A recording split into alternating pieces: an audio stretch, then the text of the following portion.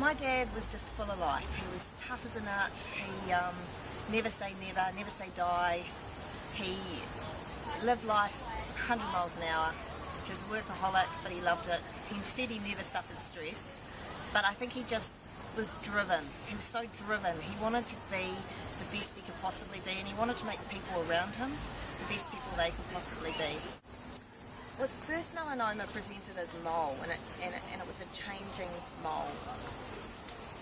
He didn't go to the doctor. My father was the type of person who got a bit of steel in his eye, and it wasn't until he fainted and got a headache that he went to the doctor to get a bit of steel out of his eye. So the first mole presented on his back, and it was changing, and Mum said to him, "That's changing, you need to go to the doctor," because his father had melanoma. We never really took it seriously. Gramps survived his melanoma through whatever reason he did. He had reoccurrences later on in life. And my father, at that stage, it was just a mole that got taken, and it's taken off, so it's fine now. So what have we got to worry about? I can't remember. I suppose I thought, oh well, it's a mole, it's off, it's fine now. Not knowing what I know about melanoma now, I would be a lot more wary. I'd like to know a lot more about that melanoma. How thick was it? What does this mean? What should I do? The next time Dad had a melanoma, it showed up as a lump in his groin, and that was a successful, that was 12 years later. He had that lump in his groin. It was taken out. It was only in one lymph node out of 12.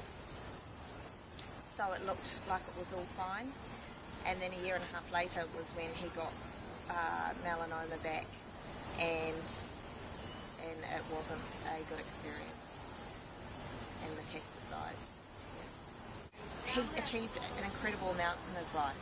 He fitted, as one person said, in his 59, he fitted 100 years in those 59 years. But I always wonder if he checked that first mole sooner, whether he would have had another 100 years. The Melanoma Foundation is a fantastic organisation. It needs a lot more recognition, and it needs a lot more funding. My commitment to the Melanoma Foundation is, for the rest of my life, is going to be, there's going to be something that I want to do. Pick Apart is a business that my father started, so how we donate to the Melanoma Foundation is, on entry, every customer has to have a safety vest. Now, you can loan a safety vest off us, but you can buy one for $3. And we get them in and we print them ourselves and sell them to our customers, and all the proceeds, including what they cost us, goes to the Melanoma Foundation. That's our commitment to the Melanoma Foundation at the moment, but I'm always searching for ways that I can give more or do more.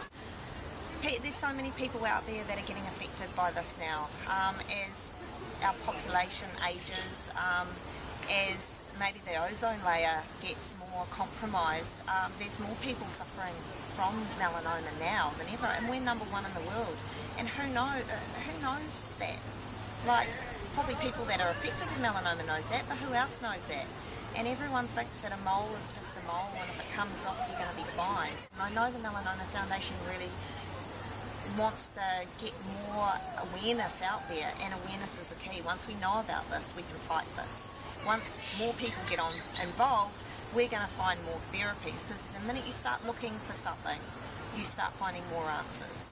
Early detection, I can't stress strong enough. I think people don't take melanoma seriously enough.